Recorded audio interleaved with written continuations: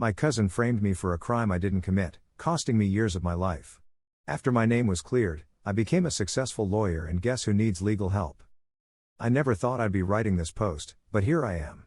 It's been a long, painful journey, but I think I'm finally ready to share my story. It all started 15 years ago when I was just 22 years old. I had recently graduated from college and was working my first job as a junior accountant at a small firm. Life was good, and I was excited about my future. Little did I know that my world was about to come crashing down around me. My cousin, let's call him Jake, had always been the black sheep of the family. He was 2 years older than me and had a history of getting into trouble. Petty theft, drug possession, you name it. But he was family, and despite my parents' warnings, I always tried to give him the benefit of the doubt. One night, Jake called me in a panic. He said he was in trouble and needed my help. Against my better judgment, I agreed to meet him at a local park. When I arrived, he was jittery and kept looking over his shoulder. He handed me a backpack and begged me to hold onto it for a few days. He said it contained some important documents and that he'd be in big trouble if anyone found them. I was skeptical, but he was family, and he seemed genuinely scared. So, like an idiot, I took the backpack. 3 days later, I was woken up at 6 a.m. by loud banging on my apartment door. When I opened it, I found myself face to face with a team of FBI agents. They had a warrant and proceeded to turn my place upside down. To my horror, they found the backpack Jake had given me. It didn't contain important documents. Instead, it was filled with stolen credit card information, fake IDs, and a small fortune in counterfeit bills. I tried to explain that the backpack wasn't mine, that my cousin had given it to me to hold. But Jake was nowhere to be found. He had vanished without a trace, and all the evidence pointed to me. I was arrested on the spot. The next few months were a blur of interrogations, court appearances, and crushing disappointment. My family was devastated. My friends abandoned me. I lost my job and my apartment. Despite my protests of innocence, the evidence against me was overwhelming. Jake had covered his tracks well, and some of his fingerprints on the items in the backpack were explained away by him being my cousin who had visited my apartment before. In the end, I was convicted of identity theft, counterfeiting, and fraud. The judge, making an example of white-collar crime, sentenced me to 12 years in federal prison.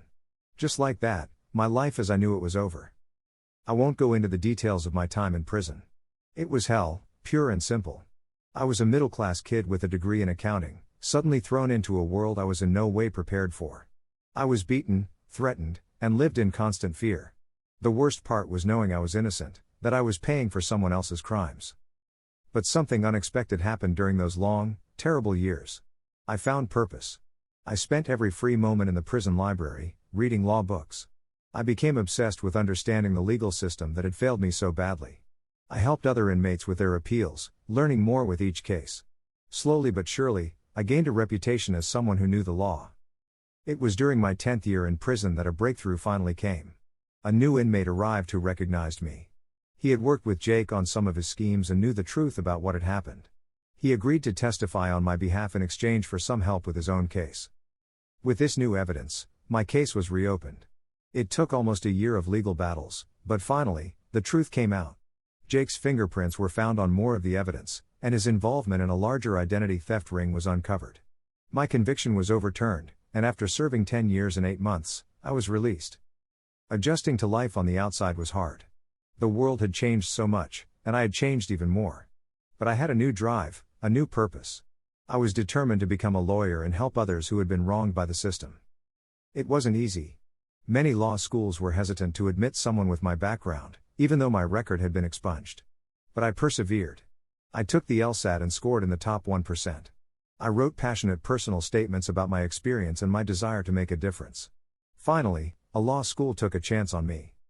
I threw myself into my studies with an intensity born from a decade of injustice. I graduated summa cum laude and passed the bar exam on my first try. I received job offers from several prestigious firms, but I decided to start my own practice instead. I wanted to focus on helping people who had been wrongly convicted, people like me who had no one else to turn to. Over the next few years, I built a reputation as a fierce advocate for the wrongly accused. I won several high-profile cases and was featured in national news stories. My practice grew, and I hired other lawyers who shared my passion for justice. Life was finally good again. And then, last week, I received a phone call that made my blood run cold. It was Jake. He was sobbing on the phone, barely coherent. From what I could gather, he had finally been caught. The identity theft ring he had been part of had been busted, and he was facing serious federal charges. He begged me to represent him, swearing he had changed and that he was sorry for what he had done to me. I hung up without saying a word. And now, here I am, staring at my phone, at the text messages Jake has been sending me nonstop since that call. Part of me wants to delete them all and pretend this isn't happening. But another part of me, a darker part that I'm not entirely comfortable with, sees an opportunity. I could take his case. I could represent him to the best of my abilities, which, frankly, are considerable. I could stand next to him in court, just like my lawyer stood next to me all those years ago. I could watch as the evidence piles up against him, as the testimony of his former associates paints a picture of his crimes. I could see the hope drain from his eyes as he realizes that this time, there's no escaping punishment. And then, I could lean over and whisper in his ear, "This is what it feels like, cousin. Welcome to hell." But I don't know if I can do that. Yes, Jake ruined my life. He stole years from me that I can never get back. He robbed me of my youth, of relationships, of opportunities. He put me through a nightmare that still haunts me. But if I do this, if I take this path of revenge, what does that make me? Would I be any better than him? Would I be betraying everything I've worked for, everything I claim to stand for? I've spent the last few days agonizing over this decision. I've barely slept, barely eaten. Every time my phone buzzes with another desperate message from Jake, I feel sick to my stomach. What would you do, Reddit? Should I take the case and make him suffer as I did? Or should I be the bigger person and walk away? Is there even a right answer here? I never thought I'd be in this position. Life has a way of taking some twisted turns. Whatever I decide, I know it will define who I am as a person and as a lawyer. I just hope I can live with the choice I make. Update 1. Wow, I never expected this post to blow up like it did. Thank you all for your comments, advice, and support. It's given me a lot to think about. After reading through your responses and doing some serious soul searching, I've made a decision. I'm not going to take Jake's case. But I'm not going to ignore him either. I called Jake this morning. It was the hardest phone call I've ever had to make. My hands were shaking as I dialed his number. When he answered, he started rambling immediately, begging for my help. I cut him off. I told him, in no uncertain terms, that I would not be representing him. I explained that it would be a conflict of interest, given our history, and that he deserved a lawyer who could defend him without bias. He started to protest, but I kept talking. I told him that I forgave him. There was a long silence on the other end of the line. I'm not sure if he was crying or just in shock. Finally, he asked me why. Why would I forgive him after everything he'd done to me? I explained that I wasn't forgiving him for his sake, but for mine. Carrying around the anger and resentment was only hurting me, not him. By forgiving him, I was freeing myself from the last chains of my past. But I also made it clear that forgiving him didn't mean I wanted him in my life. I told him that after this call, I didn't want to hear from him again. He had made his choices, and now he had to face the consequences. Before I hung up, I gave him the number of a good criminal defense attorney I know. I told him to call her and to be completely honest about everything. It was the most I was willing to do for him. After I ended the call, I felt lighter. Like a weight I didn't even know I was carrying had been lifted off my shoulders. I know some of you might think I'm weak for forgiving him, but I feel stronger than I have in years. I'm not sure what the future holds now. But I do know that I'm going to redouble my efforts to help those who have been wrongly convicted. My experience with Jake has reminded me why I became a lawyer in the first place. It wasn't about revenge or punishment, but about justice and truth. Thank you again, Reddit, for helping me through this. Your perspectives and insights were invaluable in helping me make this decision. I'll post another update if anything significant happens, but for now, I'm looking forward to moving on with my life, finally free from the shadows of my past. Update 2. It's been about 6 months since my last update, and a lot has happened. I wasn't planning on posting again, but recent events have made me realize that this story isn't over yet. First, let me address Jake's situation. As I suggested, he hired the criminal defense attorney I recommended. From what I've heard through professional channels, she's been working hard on his case. Jake is cooperating fully with the authorities, which may help him get a slightly reduced sentence. But make no mistake, he's still looking at significant prison time. The evidence against him and his co-conspirators is overwhelming. I've kept my distance from the case, as I promised myself I would. It hasn't been easy. There have been times when I've been tempted to check in, to see how things are progressing. But I've resisted. I meant what I said about forgiveness and moving on. Now, on to the unexpected turn of events that prompted this update. About a month ago, I received a letter. It was from Jake's mother, my aunt. We hadn't spoken since my conviction all those years ago. The letter was tear-stained and barely legible in parts, but the message was clear. She was apologizing. She wrote about how she had always suspected that Jake was involved in my conviction, but she had been too afraid to say anything. She wrote about the guilt she had carried all these years, watching my life be destroyed while her son walked free. She begged for my forgiveness and asked if we could meet. I was conflicted. On one hand, her silence had contributed to my lost decade. On the other hand, I understood the impossible position she had been in. After much consideration, I agreed to meet her. We met at a quiet cafe last week. The moment she saw me, she broke down in tears. We talked for hours. She shared things about Jake's childhood that I had never known, painting a picture of a troubled kid who had spiraled out of control. She didn't offer these as excuses for his behavior, but as context for her own inaction. By the end of our meeting, I found myself extending her the same forgiveness I had given Jake. It wasn't easy, but it felt right. We're taking small steps to rebuild our relationship. She's even expressed interest in helping me with my work for the wrongly convicted, as a way to make amends. This meeting stirred up a lot of old feelings and memories. It made me realize that while I had forgiven Jake, I hadn't fully processed everything that had happened. So, I've started seeing a therapist who specializes in working with exonerees. It's been challenging, but I can already feel it making a difference. In my professional life, things have been moving forward in exciting ways. My law firm has taken on several new cases of potential wrongful convictions. We've also started a non-profit organization that provides resources and support to exonerees trying to rebuild their lives after release. I've been invited to speak at several law schools about my experiences and the importance of ethical practice in criminal law. It's terrifying and exhilarating to share my story, but if it helps prevent even one wrongful conviction, it's worth it. There's one last thing I want to share. A few days ago, I received another letter. This one was from Jake. My first instinct was to throw it away unopened, but something made me pause. After a few hours of internal debate, I decided to read it. The letter was different from any communication I had ever received from Jake. There was no begging, no excuses, no attempts at manipulation. Instead, it was a raw, honest acknowledgement of the harm he had caused. He wrote about the regret that consumes him daily, not just for the crimes he committed, but for the life he stole from me. He didn't ask for forgiveness. He wrote that he knew he didn't deserve it. Instead, he made a promise. He vowed that when he got out, however long that might take, he would dedicate his life to making amends. Not just to me, but to society as a whole. I don't know if I believe him. People can change, I'm living proof of that, but Jake has a long history of deception. Only time will tell if his words are genuine. I haven't decided if I'll write back. Part of me feels like I've closed that chapter of my life and reopening it might undo all the healing I've done. But another part of me wonders if my response could be the thing that truly sets Jake on a path to redemption. For now, I'm focusing on my work, my healing, and rebuilding the family relationships I can. I'm cautiously optimistic about the future. Life has taught me that things can change in an instant, for better or worse. All we can do is try to make the best decisions we can with the information we have. Thank you again, Reddit, for being a part of this journey with me.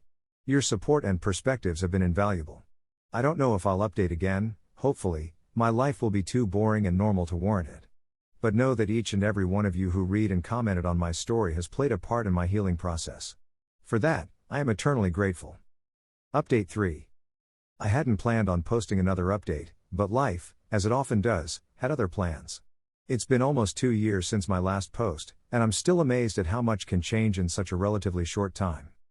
First, let me address the question that I'm sure many of you have. Did I ever write back to Jake? The answer is yes, I did. It took me several months to decide what to say, but eventually, I sent him a letter. I kept it brief and to the point. I acknowledged his apology and his vow to make amends. I made it clear that while I had forgiven him, forgiveness didn't erase the past or guarantee a future relationship. I told him that his actions moving forward would speak louder than any words could. To my surprise, Jake took this to heart. Over the past year and a half, I've received updates from both Jake and his lawyer about the steps he's been taking. He's been a model prisoner, participating in every rehabilitation program available to him. He's been tutoring other inmates, helping them get their GEDs. He even started a support group for prisoners dealing with guilt and remorse. But the most significant development came about 6 months ago. Jake reached out to the FBI with information about other criminal operations he was aware of from his time in the identity theft ring. This wasn't part of any plea deal, he had already been sentenced. He did it simply because he felt it was the right thing to do. His information led to the takedown of 2 major criminal organizations and the recovery of millions of dollars in stolen funds. As a result, the prosecutor has recommended a reduction in Jake's sentence. He could be out in as little as 3 years. I have mixed feelings about this. On one hand, I'm amazed and cautiously proud of the changes Jake seems to be making. On the other hand, a part of me still feels that twinge of injustice. I served over 10 years for crimes I didn't commit, while he might serve less for crimes he did commit. But I'm working on letting go of those feelings. Healing is a process, and I'm learning that it's not always linear. Now, on to the personal and professional developments in my life, which have been nothing short of transformative. Remember the nonprofit organization I mentioned in my last update? Well, it's grown beyond my wildest dreams. We've expanded our services to include job placement assistance, mental health support, and even housing aid for exonerees. We've helped over 50 wrongfully convicted individuals reintegrate into society in the past year alone. One of these cases hit particularly close to home. We took on the case of a man named Marcus who had been wrongfully convicted of armed robbery.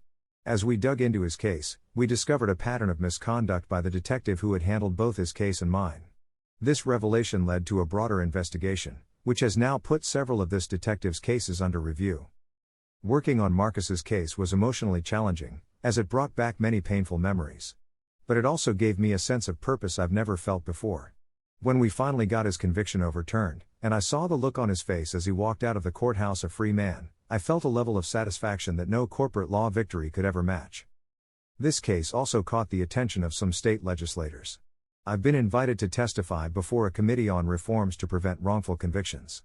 It's a daunting task, but one I'm honored to take on. The idea that my experience could lead to systemic changes that protect others from going through what I did is both humbling and exciting.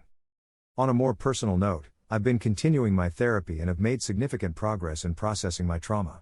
I've even started dating again, something I never thought I'd be ready for. Taking that step was terrifying, but it's been incredibly rewarding. My girlfriend, Sarah, is wonderfully understanding about my past and has been a rock of support as I navigate these new developments with Jake and my career.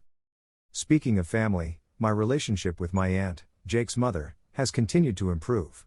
We meet for coffee regularly, and she's become one of the most dedicated volunteers at our nonprofit. Watching her channel her guilt into positive action has been inspiring. But life isn't without its challenges. The high-profile nature of some of our cases has made me a bit of a public figure, which isn't always comfortable. I've received death threats from people who believe the offenders I've helped exonerate are actually guilty. It's a stark reminder that the work I do isn't just about the individuals we help, but about changing public perception about wrongful convictions. I've also had to confront some uncomfortable truths about the legal system I'm now a part of.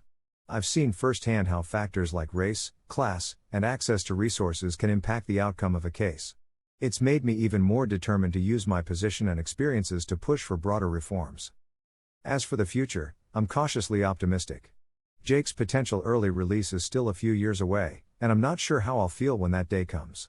Will I be ready to have him in my life again? I honestly don't know.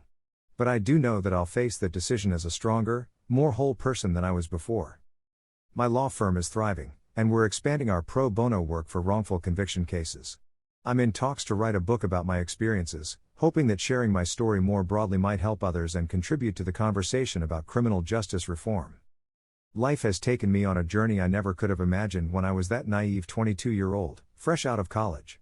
The path has been painful, challenging, and at times seemingly impossible. But standing where I am now, I can see how each step, each hardship, has shaped me into the person I am today. I'm not grateful for what happened to me, I'll never be glad that I lost those years of my life. But I am grateful for the perspective it's given me, for the drive it's instilled in me to fight for justice, and for the opportunity to turn my pain into purpose. To those of you who've followed my story from the beginning, thank you. Your support, your questions, and yes, even your criticisms, have been an integral part of my journey. To anyone out there who might be facing their own seemingly insurmountable challenges, I hope my story can offer some small measure of hope. Life can change in an instant, for worse but also for better. Hang on to that hope, no matter how faint it might seem. I don't know what the future holds. I don't know if I'll ever post another update. But I do know that whatever comes my way, I'm ready to face it. Not as a victim, not as an ex-con, but as a survivor, an advocate, and a human being who's learned the hard way that life's greatest challenges can also be its greatest teachers. Thank you, Reddit, for being a part of this journey with me. Here's to whatever comes next. Update 4. I know it's been a while since my last update, and I honestly thought I was done sharing my story here. But recent events have compelled me to reach out to this community once again. Brace yourselves, because the twists in my life story don't seem to be ending anytime soon. It's been 3 years since my last post, and 5 years since Jake's sentencing. Remember how I mentioned he might get out in as little as 3 years due to his cooperation? Well, it happened. Jake was released on parole 2 months ago. I found out about his release through my aunt. She called me, her voice a mix of anxiety and hope, to let me know that Jake was out and had been asking about me. I felt a whirlwind of emotions, anger, fear, curiosity, and a strange sense of anticipation. After all these years, after all the progress I'd made, was I ready to face him? I took some time to process this information, discussing it with my therapist and Sarah, who is now my fiancée. More on that later. After much deliberation, I decided to meet with Jake. We arranged to meet at a neutral location, a quiet park with plenty of open space and people around. Seeing Jake in person after all these years was surreal. He looked older, of course, but there was something else different about him. His eyes, once always darting around as if looking for an escape route, were steady. He stood straighter, carried himself with a quiet dignity I'd never seen in him before. We sat on a park bench, an awkward silence stretching between us. Finally, Jake spoke. He thanked me for agreeing to meet him, then launched into an apology that felt rehearsed at first, but soon gave way to raw, genuine emotion. He talked about the guilt he'd carried, the realizations he'd had about the impact of his actions, not just on me but on everyone his crimes had touched. I listened silently, allowing him to say everything he needed to say. When he finished, he looked at me expectantly, perhaps hoping for forgiveness or absolution. Instead, I asked him a simple question: what now? Jake explained that he had a plan. During his time in prison, he'd earned a degree in computer science through a prison education program. He talked about using his knowledge of how identity theft rings operate to work in cybersecurity, helping companies protect themselves and their customers. He spoke passionately about wanting to prevent others from going down the path he had. I was skeptical, of course. Jake had always been good at talking a big game. But as our conversation continued, I began to see glimpses of sincerity I'd never noticed in him before. He didn't make excuses for his past actions, didn't try to minimize the harm he'd caused. Instead, he focused on his plans for the future and how he could make amends. At the end of our meeting, I told Jake that while I had forgiven him years ago, trust was a different matter. I explained that if he was serious about turning his life around, he would have to prove it through consistent actions over time. He nodded, understanding. That meeting was 2 months ago. Since then, Jake has been true to his word. He found a job at a small tech startup that was willing to give him a chance despite his record. He's been volunteering at a community center, teaching basic computer skills to underprivileged kids. He even reached out to our nonprofit, offering to share his story if it could help others. I'm cautiously optimistic about Jake's rehabilitation, but I'm not naive. I know that true change is hard and that only time will tell if Jake can maintain this new path. For now, we're taking small steps to rebuild some kind of relationship. It's not easy, and there are times when the weight of our history feels overwhelming. But we're trying. Now, on to other updates in my life. Remember Sarah, the girlfriend I mentioned in my last post? Well, I'm thrilled to share that we're now engaged. I proposed 6 months ago, and we're planning a small wedding for next spring. Sarah has been an incredible source of support through all of this, and I'm grateful every day for her presence in my life. On the professional front, things have been busier than ever. The book I mentioned in my last post? It's done and hit the bestseller list. The response has been overwhelming. I've been invited to speak at conferences, universities, and even a TED Talk. It's surreal to think that my story is reaching so many people and potentially making a difference. Our nonprofit has continued to grow. We've now helped over 200 exonerees reintegrate into society.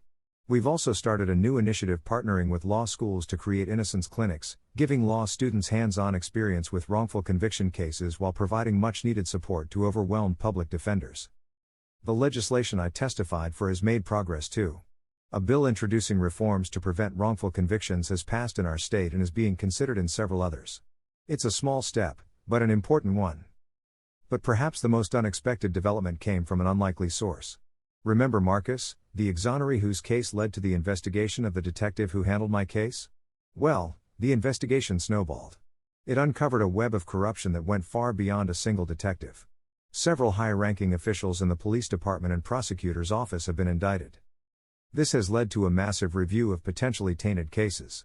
Our firm and non-profit have been working around the clock, assisting with the reviews and helping other potential exonerees. It's exhausting, emotionally draining work, but also incredibly fulfilling. Throughout all of this, I've continued my therapy. The re-emergence of Jake in my life and the reopening of so many old cases has stirred up a lot of emotions. There are still nights when I wake up in a cold sweat, momentarily forgetting that I'm no longer in prison. But I'm learning to manage these episodes better. I'm learning that healing isn't a destination, but an ongoing journey. As I write this, I'm struck by how much has changed since my first post on Reddit all those years ago. I was angry, confused, and seeking validation for my darkest impulses. Now, I find myself in a place I never thought possible, successful in my career, engaged to a wonderful woman, making a real difference in the world, and even cautiously rebuilding a relationship with the cousin who once ruined my life. Life is messy and complicated. People are capable of terrible things, but also of remarkable change. Systems can be corrupt, but they can also be reformed. Pain can destroy us, or it can be transformed into purpose. I don't know what the future holds. Jake's continued rehabilitation, my upcoming wedding, the ongoing fight for justice reform, all of these fill me with a mix of excitement and trepidation. But for the first time in a long time, I'm looking forward to the future with hope rather than fear. Who knows? Maybe someday I'll be back with another update. But for now, I'm focusing on living each day as it comes, grateful for the second chance I've been given and determined to make the most of it. Thank you, from the bottom of my heart, for listening.